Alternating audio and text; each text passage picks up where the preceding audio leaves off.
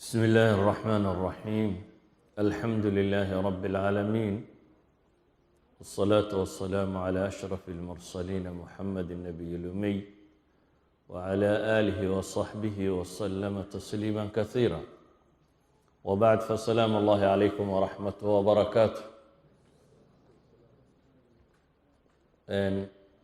شيخ آدم خير الله سيا maanta badan uu sheegay ma filaya inaanu cuntamo. waxaan rajaynayaa un in sha allahu tacaala ilaahay ha ka abaalmariyo dadkii qabanqaabiye kulankan ee suurtogeliyey bacd allahi subxaanahu wa tacaala. habeenada dhowrka aan idinla joogo wixii aan awoodo inaan soo bandhigo. mowduucan koowaad aan ka hadlaya wuxuu ku saabsan yahay subulu inhaa'i alkhilaaf aw subulu inhaa'i alkhusuuma. muranka iyo dooda iyo isqabsiga iyo is-afgaranwaaga ismaandhaafka bini aadamka dhex mara xal ma leeyihi, see loo xallilaa? asalka bini aadamku ilaahay subxaanahu wa tacaala qaabku u abuuray insaanku waxay dhahdaan bitabcihi buu ijtimaaciye. kama maarmo inuu bulsho iyo dad ka mid noqdo uu la noolaado. insaanku ama qofka bini aadamkahay sidiisabana lama mid aha malaa'igta. malaa'igtu shar ma leh, khayrun bay sameeyaan. insaanka laakiin nasaacadka alla uu ku abuuray khayrka iyo sharkaba wuu weecan karaa. dabaa'icdiisaa kala gedisan, aqoontiisaa kala gedisan, masaalixdiisa iyo danuhu leeyahy baa kala gedisan. waxyaabo badan baa waxay kalifaan inuu murmo ama isqabto ama iska hor yimaado. hadduu afraad yahay, hadduu jamaacaad iyo kooxa yahay, hadduu dowlado yahay, waxaa dhacda bini aadamka in marar badan muran u dhex maro, iyadoo ay leeyihiin aslu linsaan alukhuwa watacaayush baa asal ka ah, laakiin dabcigiisa iyo masaalixduu ilaashanayo iyo makaasibta maadiga ama macnawiga ee uu raadcadeeda ku jiro baa waxay keentaa in bini aadamku in badan murmo ama iska hor yimaado ama isqabto. waxay isweydiinta leh markaas, sidee loo xallilaa? inta badan bini aadamku wuxuu ku kala gedisan yihi mushkilaadka sida loo xallilo. dadyowga maalan reer galbeedka aynuu naqaano, tajaarib mariira ama adag markay soo mareen waxay bartay qaab loola dhaqmo, reconciliation methods ay iyagu tajaaribtoodii ka dhaxleen. dadka muslimiinta ah ilaahay baa subxaanahu wa tacaala ka kafaalo qaaday inay tajaarib bashariyo badan sameeyaan. waxaa loo soo dejiyey nidaam awood u leh inuu xallilo waxa mashaakil soo dhex mara. waxaan isku dayi doonaa markaa bal caawa iyo habeenada soo socda qaar ka midaba inaan soo bandhigo fi shariica alislaamiya qaabkee loo xallilaa mushkilaadka. innagu haddaynu Soomaali nahay, bini aadamka waynu la wadaagnaa bini aadamnimada, laakiin cusuurtan dambe waxaa caan noqotay in ninka Soomaaliga mushkiladiisa xalliliba kari waayo. ilaa xad luqaadkii caalamka aynu terminology eraya cusub ku soo biirinay. af carabiga waa aragtay nimanka akhbaarta ama jaraa'idka ama caynkano sawmalat alqadya leh. yani waa eray manxuuta min kalimati Soomaal laga naxdiyo, laga dhilay, laga qoray, laga sameeyey. waxay tilmaamaysaa inuu dabci gariib ku yahay basharka, inuu yahay kanaynu keennay oo ah mushkiladaan xal lahayn, muranaan gabagabo lahayn, meeluu ku dhammaadaanay jirin. insaanku inuu murmaa waa min طabcih. ilaahay baa qur-aan ku tilmaamaya xataa idaa fashiltum watanaasactum fi lamri wacasaytum. waa saxaabadii nebiga calayh isalaatu wasalaam. ama ilaahay baa inoo tilmaamaya walaa tanaasacuu fatafshaluu watadhaba riixukum. laakiin haddana cagsigeeda waxaa laynoo sheegay nisaaca bini aadamka ka dhex dhaca inuu xallayay. fain tanaasactum fi shayin faruduuhu ila allahi wاrasuul. waxaan isku dayay inaan soo bandhigaa marka waxay tahay khusuumada iyo muranka bini aadamka dhex mara shareecadu 3 qaybood bay ugu tala gashay in la maro 3 xuluula 3 xal shareecadu soo bandhigtay mid waxa la yiraahdaa al-afw aw al-musamaha midna waxa lagu tilmaamaa al-islah aw al-musalaha aw al-sulh in la iscafiyo oo la kala roonaado Soomaalida mahmaheedi waxa kamid ah haddaan la kala roonaan roob ma daa bay yiraahdaan yani mushkiladu ma ka sii dhalata in la iscafiyo waa طريق in islaax iyo sulxi iyo heshiis la galo oo macnaheedu yahay in la gorgortamo musaawama ay dhacdo oo tanaasulaad dadku ay sameeyaan oo meel dhaxal la isugu yimaado iyadoo maslaxa caamka la eeganayo oo markaad in ka tagto muqaabilkeed maslaxa kale weyn baad helaysaa ka saddexaadna waa almuxaakama aw altaxaakum walqadaa in sifo sharciya loo dootamo oo loo murmo oo meel loo noqdiyo marjac uu jiro lagu kala baxo 3 qadiyadood aan sheegayo waxaan rabaa inaan faahfaahiyo oo bal aan isku dayo inaan habeenba mid soo bandhigo waxaan soo bandhigayaa qadiyadda koowaad waa masalatu al-afw erayga al-afw wal-musamaha aw at-tasamuh was-safh iyo waxa la macnaa دكتور ونيس الطاهر وحلي مكان ايغو المعجم المفهرس لألفاظ القرآن وديكشنري لقبارو رياضة قرآن كسار وريف عربية مركان ايغيبو لي وحان كو اركاي افرتن هي افر ايضود ان كبدن او كورميسا عن العفو والصفح إلهي سبحانه وتعالى هو أودي آية واحدة معناها إسعافية دين لينوغو شيغو لكن marka la yiraahdo 44 aayadood ba ku soo arooray macnaheedu waxa weeyaan qadiyadatan siday muhiimka u tahay iyo sida loo rabo qofka bini aadamka ee mu'minka ama muslimka inay si dhab uga dhaadhacdo inay noqoto wax kamida min khuluqihi wa min tab'ihi wa sajiyatihi wax dhaqankiisa iyo akhlaaqdiisa kamida oo noloshiisa oo dhan uu adeegsado هذه الآيات أفرتريدا كبدن وحكم مدان سكدية إن عاوت الماما عموما بعد الآيات الله سبحانه وتعالى وحليه وجزاء سيئة سيئة مثلها فمن عفا وأصلح فأجره على الله في سورة الشورى سيئة أما حمال وقصة ميام مقابل كذا إلا جنت سمي سابات حق لاضي إلهي سبحانه وتعالى لكم حليه فمن عفا وأصلح عدة عفدة إصلاح الدورة فأجره على الله با إلهي أجر كيسا كايسا رب بكركي هذا وحلطين كرو وكبدينه إلهي وحليه سبحانه وتعالى من هذه الآيات في سورة النساء وحكم ده إن تبدو خيرا أو تخفوه أو تعفو عن سوء فإن الله كان عفوا قديرا هذا خير كموجستان با إلهي دا مقرستان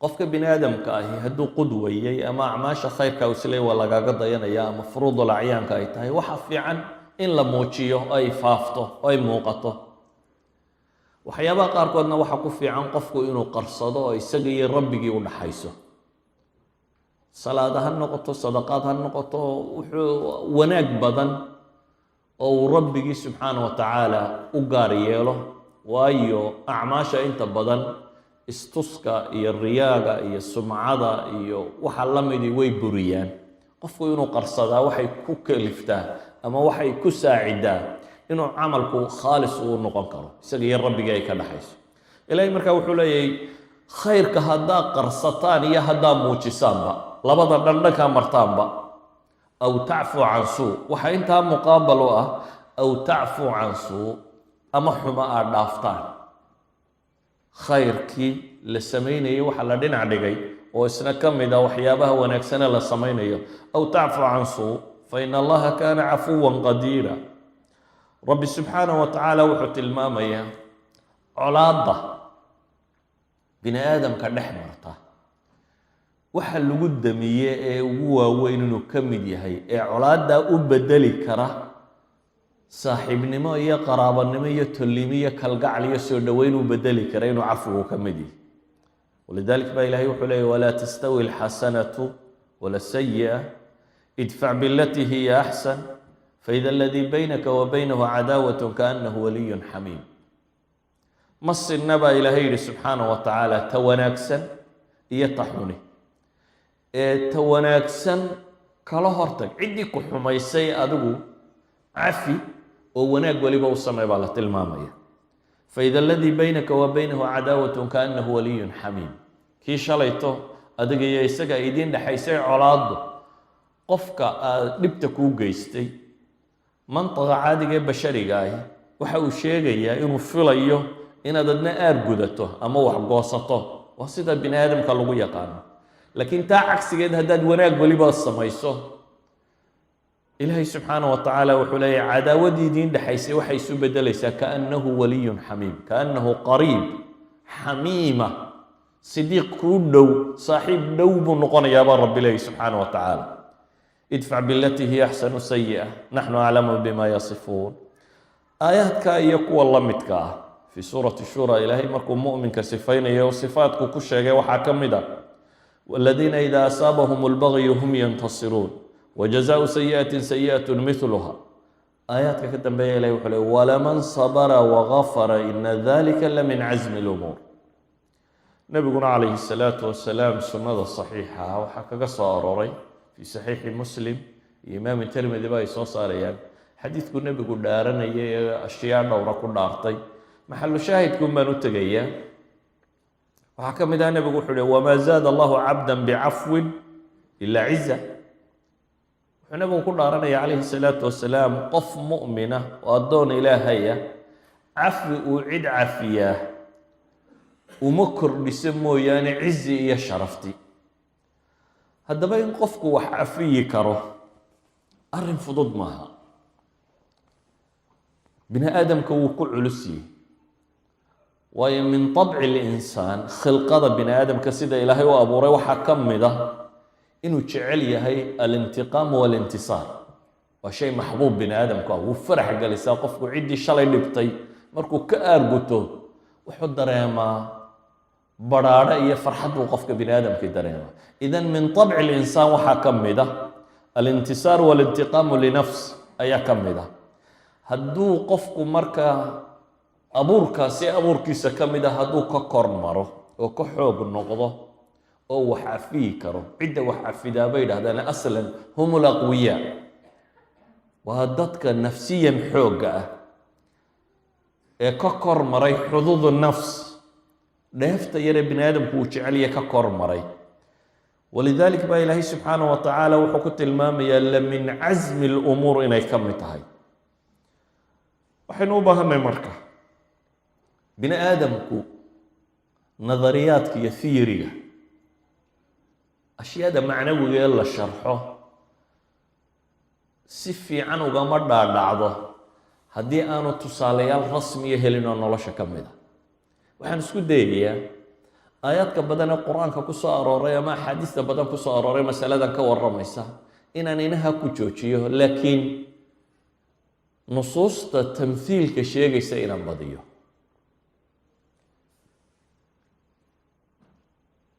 ugu horeyn waxaynu leenahay alcafwu majaalaat alxayaat oo dhan buu galaa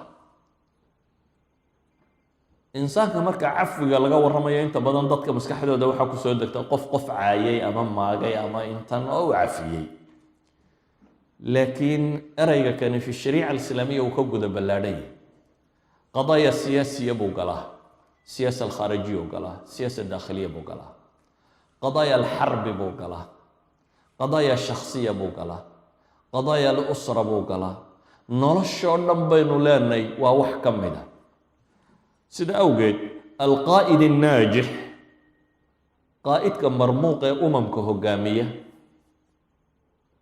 waa sifaadka ugu horeeya ee loo baahan yahay in laga helo bini aadamka qofka jacjacoorkii ma hogaamin kare aan dul qaadane waxba cafiyi karin walidalik baa ambiyadu sifaadkay ku sifoobaan waxa u badan oo ka mid ah cafiga ilaahay nabigii maxamed calayhi salaatu wasalaam oo loo soo diray inuu noqdo qaa'id albashariya jamca insaaniyada dhammaanteed oo dhan bini aadam inuu hogaamiyo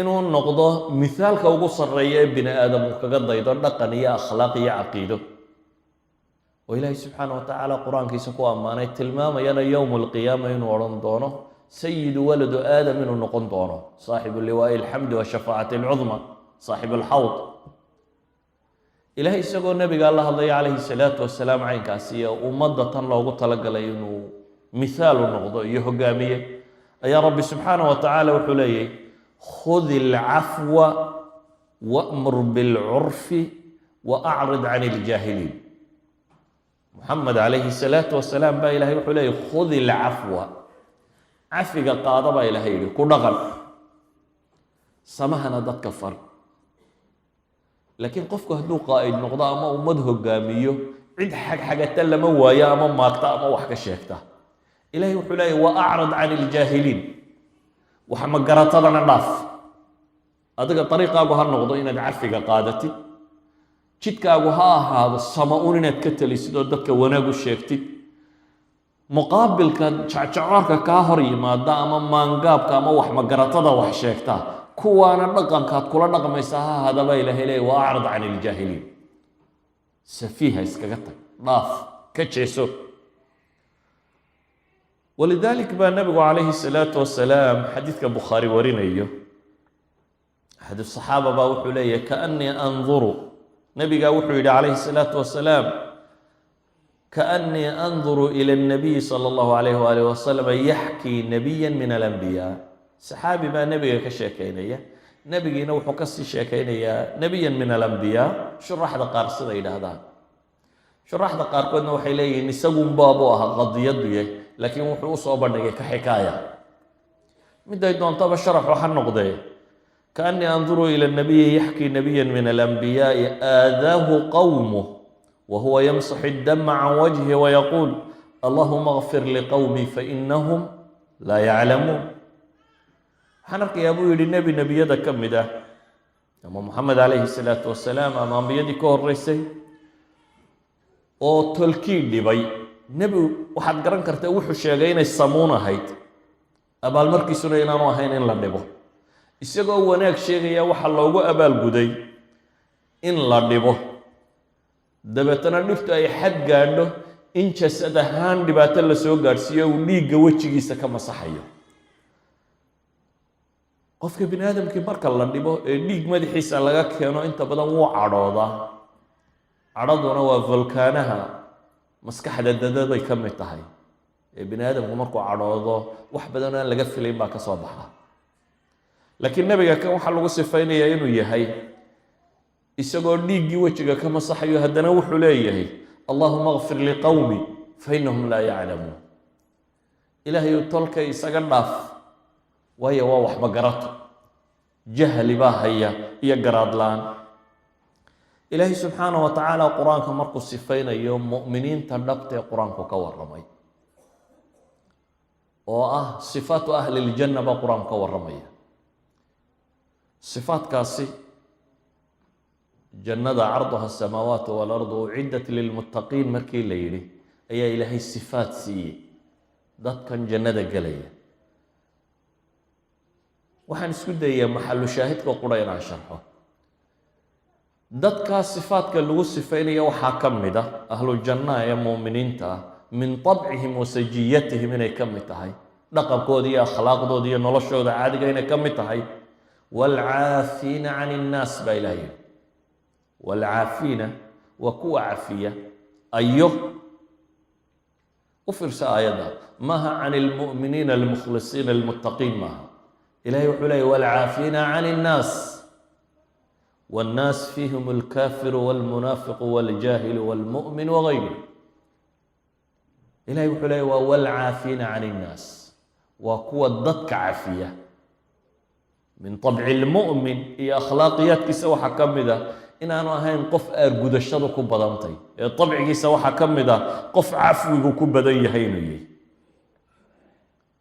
في سورة الشورى مركا إلهي مؤمنين تصفينين وحكوت الماما وإذا ما غضبوا هم يغفرون هضيع عراضان با إلهي سبحانه وتعالى وكوه دتك عافية سجية دوحة كمدة الصفح والعفو عن الناس وحالة الغضب أنا يقنو تاريخ الإسلامي هي النبي عليه الصلاة والسلام قضايا السياسة الأمة سدو ولا نغم ما دام إنه نقائدك ناجحة أما هجاميها قوليستي لا يقانو وهجاميها نقل كيسو كم جهين وعفو قاطه النبي عليه الصلاة والسلام وحين نقانا إنه دقال قلي مثال دقال دي وقلي وحكم ده دقال كي أحد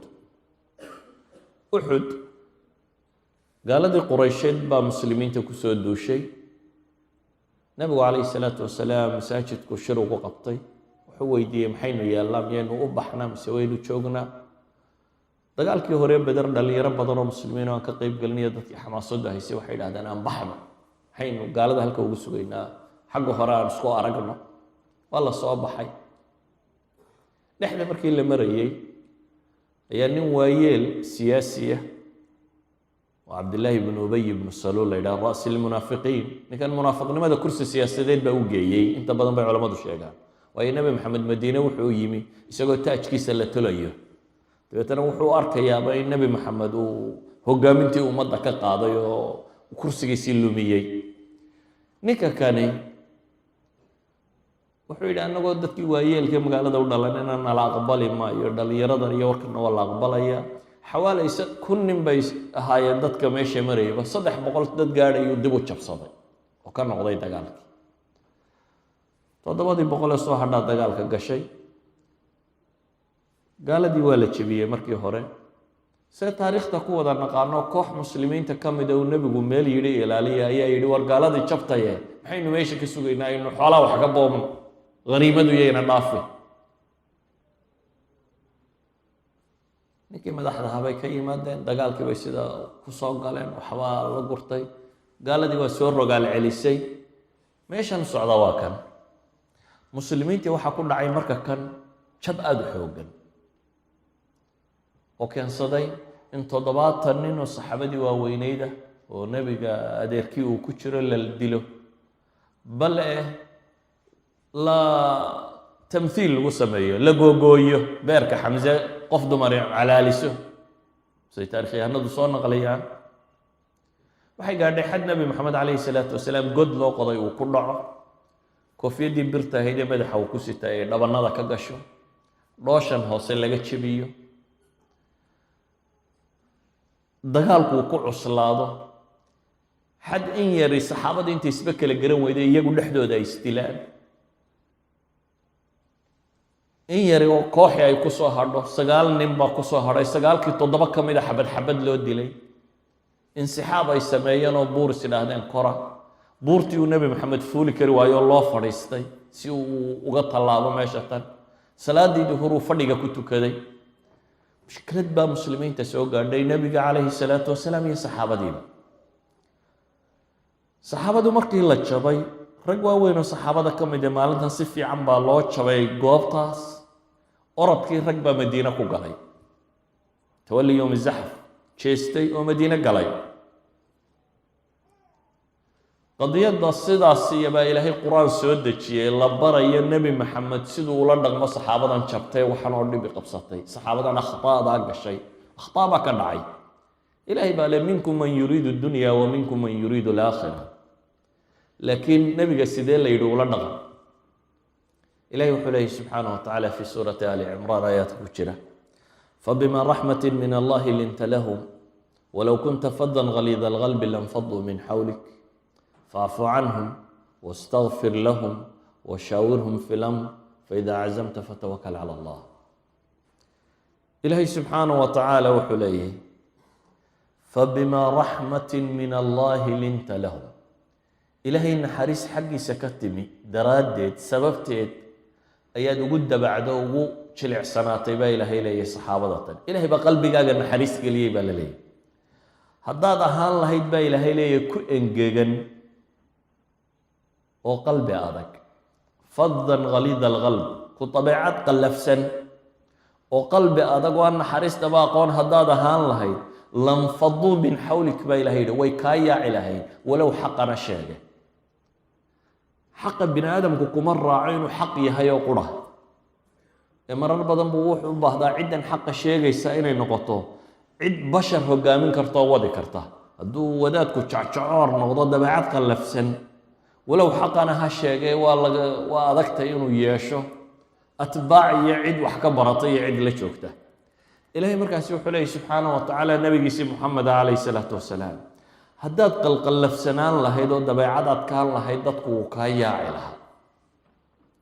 ee maxay yeel baa la leeyahy markaa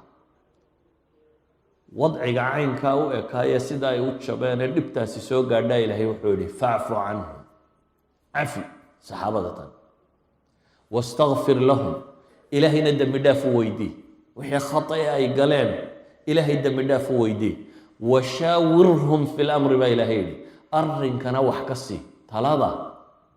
dadka badh baa waxay u haystaan talada in yaroo saalixiin uun intay iyagoo afkaysa saartay inay leeyihin, maya talada ummaddaa leh, in wax laga siiyaa bay xaq u leedahay. ilaahay wuxuu ku leeyahay nebi moxamed calayhi salaatu wasalaam, isagoo nebiya oo rasuul ah oo dadka ilaahay ka doortay oo u caqli badan, ayaa waxaa la leeyahay oo waxyi ku soo degayo oo ilaahay hagayo, ayaa ilaahay wuxuu leeyahay talada dadka wax ka sii, cafi oo ilaahay dembi dhaaf u weydii oo taladana wax ka sii baa ilahay yihi subxaanahu wa tacaala. nebi moxamed calayhi salaatu wasalaam kaas buu kula dhaqmay. iyadoo la jabay bay waxay noqotay inay haddana dadka kane uu dib u hogaamin karo oo dhibaatadii soo gaadhay ay ka soo kaban karaan. siyaasaddu nebigu kula dhaqmay calayhi salaatu wasalaam, kaasi waa siyaasa daakhiliya. nebigu calayhi salaatu wasalaam fi siyaasa alkhaarijiya nafsi shay buu kula dhaqma. aan laba qadiya iyana ka tilmaamo. nebigu calayhi salaatu wasalaam maka, reer maki way dhegaysan waayeen, dhagahanay ka furaysteen, waa la dhibay. waxay soo gaadhay ciddii uun garab u ahayd galyo muslimba cidday doonaan ha ahaadaane, ama abi aalib ha noqdo ama khadiijo ha noqoto, ama inay dhinteen. saxaabadii in ka midna hijrootay ama ka baxday wadannada. wuxuu isku dayey nebigu calayhi salaatu wasalaam dacwo inuu fidiyo, bal reer maka waa kuwan oo adkaade madiina thaaniya, thaqiif inuu tago, reer bani thaqiif, taa'if inuu tago oo dacwo ka sheego. reer taa'ifna waxay kala hor yimaadeen saynu taariikhda ku hayno dhagaaday kii horeba ka daran. waa la soo shiiday, dumar iyo carruur baa lagu diray, dhiig baa madaxiisa laga keenay, gomadaha cagaha dhiigu ka da-ay nebiga calayhi salaatu wasalaam. xadiidka saxiixa ku qorane wuxuu tilmaamayaa inuu nebigu leeyahay ifaaqa, mahmuumka siduu ahaayo u warwarayay, maan baraarugin ama maan toosin, wuxuu maans arkay buu leeyahy anigoo qarnu thacaalib maraya. intuu intaa soconayay kaana aanu humuumkii iyo dhibtii haysatay meel uu u socdiyo meel uu marayaba garanaynin. qarnu thacaalib anigoo marayun baan is arkay buu nebigu leeyahy calayhi salaatu wasalaam. xaaladda caynkaas iyo isagoo ku jira oo nafsiyan sidaa cidhiidhi u dareemay, ayaa ilaahay min cinda malag u soo diray. malag baa la soo diray. xadiidka saxiixeynka ku jira bukhaari iyo muslim wuxuu sheegayaa, malag baa u yimi oo yihi ya muxamed, ina allaha qad samica qowla qowmik wa ana malaku ljibaal. ilaahay wuu maqlay warkii tolkaa waxay kaala hor yimaadeen, aniguna waxaan ahay boqorka buuraha u xil saaran. rabbi baana ii kaa soo diray, waxaana la ii soo diray lita'muranii bima shi't fama shi't. maanta waxaad doonto inaad i amarto, ee maxaad rabtaa? haddaad rabta buu leeyahy in shita adbaqtu calayhim ilakhshabayn, labada buurood ee maka hararaa ku yaalla kor intaan u qaadaan dusha ka saaraya reer maka. maxaad fili lahay? qofkeena caadiga ahi ee intuu dad xaqu sheegay ay dileen oo kuwo kale u tegay ay soo dileen oo ilaahay u gargaaro la yidhaahdo buuraa dusha ma laga saara, dhulka ilaahay la goobaad odhan lahayd bay u badantay, waaba ka soo harin. لكن النبي محمد عليه الصلاة والسلام قلبه أوسع من ذلك. وحليه فقال بل أرجو أن يخرج الله من أصلابهم من يعبد الله وحده لا يشرك به شيئا.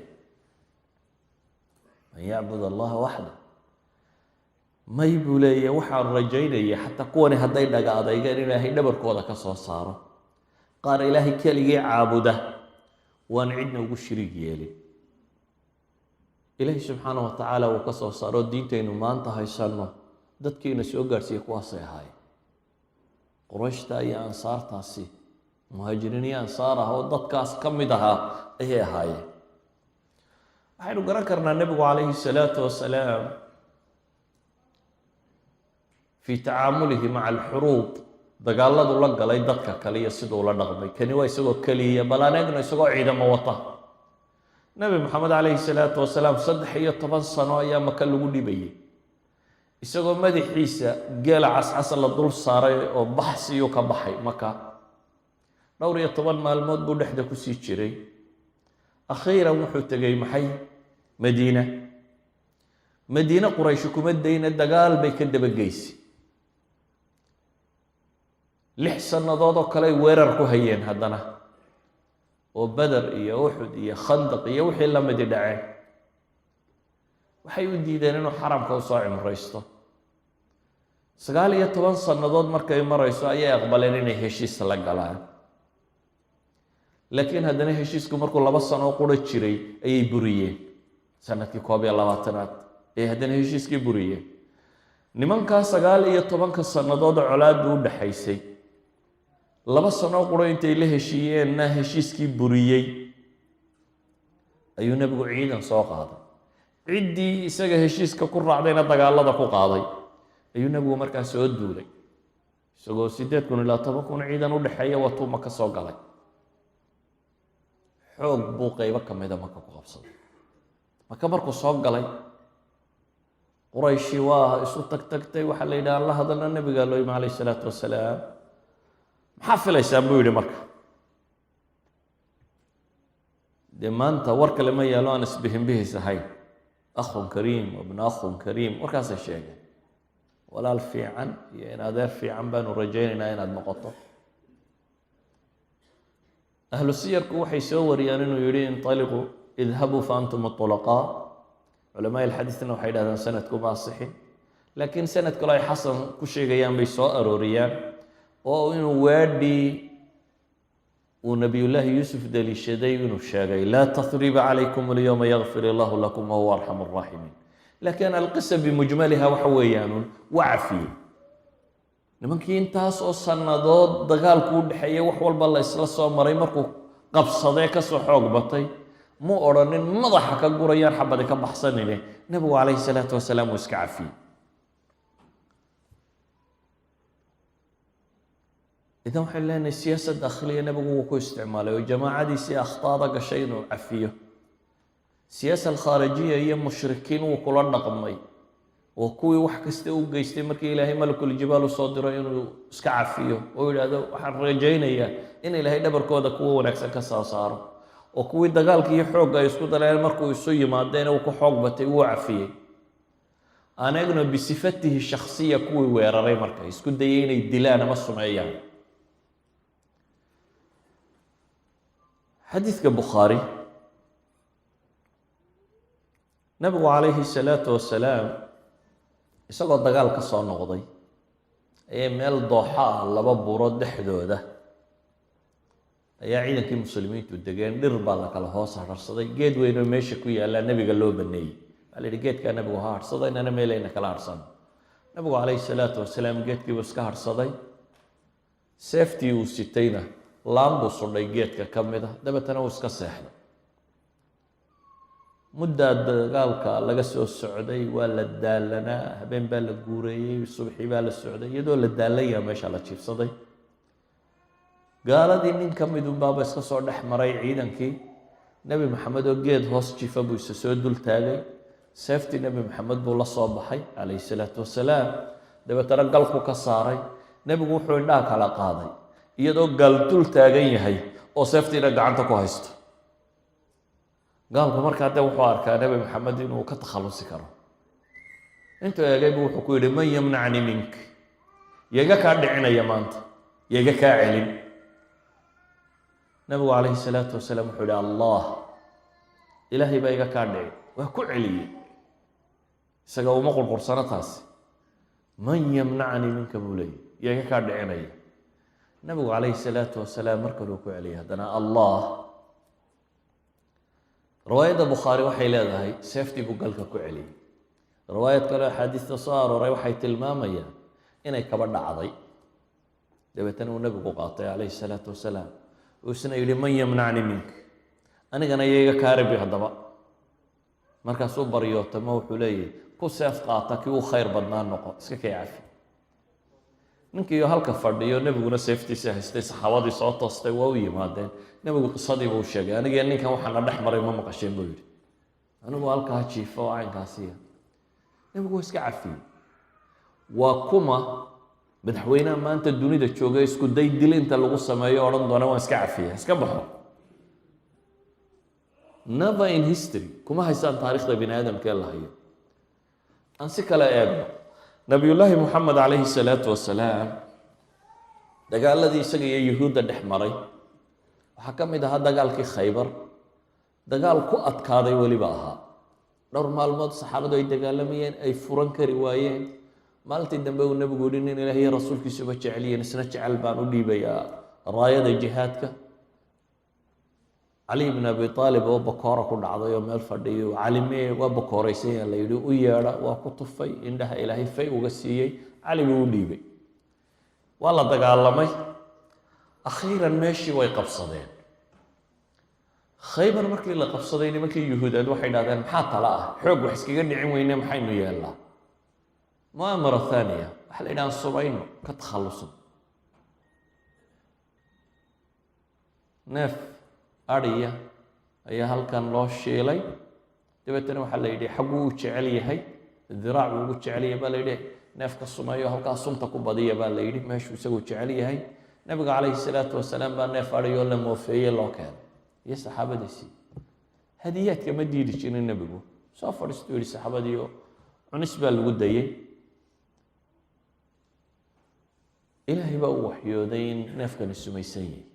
diraacu kor u qaadaa u sheegay inuu sumaysan yahay. dabeetana nabigu calayhi salaatu wasalaam intuu dhigay buu wuxuu yidhi yuhuud wixii halkan jooga bal igu yeedha. waa loo yeedha. wuxuu ku yidhi nabigu calayhi salaatu wasalaam inii saa'ilukum can shayin fahal antum saadiqay canhu. yahuuday waxbaan idin weydiinayaa ee run ma ii sheegaysaa? haabay yidhahdeen run baanu kuu sheegaynaa. wuxuu nabigu ku yidhi man abuukum, yaa aabbihiina, yaa ku abtirsataan? waxay idhahdeen fulan binu fulan, reer hebel baanu nay. kadabtum bal abuukum fulan buu nabigu yihi, been baa ii sheegaysaan. aabbihiin hebel maahee reer hebel baa tihin, hebel baa ku abtirsataan. waa runtaa bay yidhaahdeen. war waxbaan idin weydiinayaa marka loo ku celiyay, run ma ii sheegaysaa? haabay yidhaahdeen. waayo haddaanu been sheegno dee waabaad garanaysaa bay yidhahdeen, saadkan ba u garatay. wuxuu ku yihi nabigu calayhi salaatu wasalaam man ahlu naar, naarta yaa gelaya? waxay yidhahdeen in yar baanu anagu ku jiraynaa, dabeetana idinkaa nooga dambaynaya. yahuudi waxaan rumaysantahay 40kii cashe ee ay dibiga caabudeen inay iyagu intaa la cadaabayo, kadibna dadka kale lagu gurayo iyagoo ay ka baxayaan. waxay dhahen waxoogaa baanu anagu ku jiraynaa, laakiin idinkaa nooga dambaynaya. nebigu wuxuu ku yidhi ikhsa'uu fiiha wallaahi laa nukhlifukum fiiha abada. ku hooge ilaahay baan ku dhaartay inaanan weligiin idinka dambaynin naartuu ku yidhi. war waxbaan idin weydiinaya, run ma ii sheegaysaan bay idhahdeen. nacam ya abalqaasim baa la yidhi, run baanu kuu sheegaynaa baa la yidhi. wuxuu nabigu ku yidhi calayhi salaatu wasalaam hal jacaltum fi hadihi shaati summa, neefkan adhiga ah sun ma ku darteen, ma sumayseen hilibkan? marka kan warkuu ku cadiyey waxay sameeyaan oo kala garan maayaan. qaaluu nacam bay idhahdeen, waa sumayna. qabqabtoo laaya nebigu ma odhan. wuxuu yihi famaa xamalakum calaa hada, maa xamalakum calaa dalik, maxaa idinku xambaaray, maxaa idinku kalifay inaad sida tan yeeshaan? waa yuhuud, waa niman intelligenta, meel kale isku dayan inay ka baxaan. waxay idhaahdeen waxaanu rabnay dee haddaad beenaalo tahayna inaad na dhaafto, haddii aad nebi tahayna dee waa lagu waxyoonaya waad iska badbaadi doontaa. saasay nala ahayd bay idhahdeen. waxaanu rabnay haddaad beenaalo tahayna inaad na dhaafto, haddii dee aad nebi tahayna in kunta nabiyan lam yadurak. nabigu calayhi salaatu wasalaam waxba kuma, waa iska cafiyey. walidalik baa imaam albukhaariyi wuxuu baab uga dhigay baabu idaa gadara almushrikuuna bilmuslimiin hal yucfaa canhum. gaaladu hadday muslimiinta khiyaamayso ma la cafinayaa buu baab uga dhigay. dabeetana xadiidkan buu keenay isagoo tilmaamaya inuu nebi moxamed cafiyey calayhi salaatu wasalaam. bale qaacidada caamka ah ee qadaayaadka nebiga ku gaarka u taalay waxay ahayd anas ibnu malik xadiidkii bukhaariye uu sheegayay man taqama rasuulu llahi sala allahu alayh waalih wasalam linafsihi qad. nebi moxamed wax isaga gaarkiisa loo yeelay abidkii kama aargudanin, wuxuu doonaba ha noqdo. nebi moxamed calayhi salaatu wasalaam nolosha wax bini aadam lagu sameeyo oo dhib oo aan la dhibini ma jirto. wamaca dalik waa in la sumeeyaa la isku dayey, in xoog lagu dilaa lagu dayey, in dhagax lagu dilaa lagu dayey, wax kasta waa lagu dayey. haddana man taqama linafsihi qad. qaacidadiisi waxay ahayd buu leeyay khaadimkii 10 sannadood u shaqaynaya anas ibnu malik, nebi moxamed calayhi salaatu wasalaam abidkii ma aargudanin, dabcigiisaba kama mid ahayn. waa kuma ra-iiska ama boqorka maanta dunida jooga inta la sumeeyo odhanaya khalluuh sii daayo odhanaya. nebi moxamed calayhi salaatu wasalaam laa khiyaano cudmaa buu ku qaaday walaa waxbuu ku qaaday, oo iska cafiyey. waxay leenahay bini aadamka colaadaha dhex mara maxaa ugu dhib badan